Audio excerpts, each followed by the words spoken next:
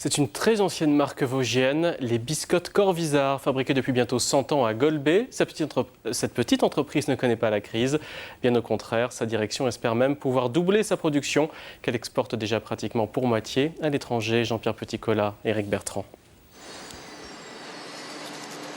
Il a craqué pour la biscotte. Philippe Bailly dirige depuis un an l'entreprise Corvisart. Quotidiennement, ce sont plus de 300 000 biscottes qui sont fabriquées ici à Golbey. Une entreprise créée en 1920 par André Corvisart. En 1980, elle emploie 130 personnes. Mais au fil des ans et des rachats, les biscottes Corvisart ont failli disparaître du paysage du petit déjeuner. Aujourd'hui, ils sont 14 à travailler dans cette société reprise il y a 2 ans par le groupe alsacien Moulin des Moines. Nous n'avons pas trop de soucis vis-à-vis de la crise, car nous sommes un produit tout à fait authentique. Et généralement, dans les temps de crise, les gens se recentrent sur le terroir et sur les produits sains, simples, naturels. Et c'est le cas avec notre biscotte. Corvisart exporte 40% de sa production à l'étranger, principalement en Suisse et au Luxembourg.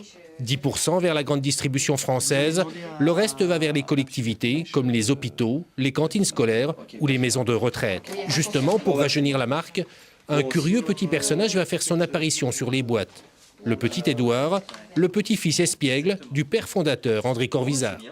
On a fait naître un petit personnage qui est en réalité le petit-fils de Corvisart, qui est le petit-fils espiègle, le trublion, et qui va permettre de faire connaître la marque, qu'en réalité les personnes âgées puissent transmettre ce qu'ils ont connu il y a à peu près 50 ans à leurs enfants et surtout à leurs petits-enfants, le bonheur de manger une biscotte Corvisart.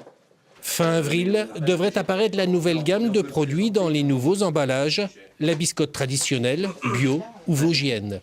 L'ambition de Philippe Bailly est de doubler la production et d'embaucher 6 personnes, histoire de pérenniser ce patrimoine craquant.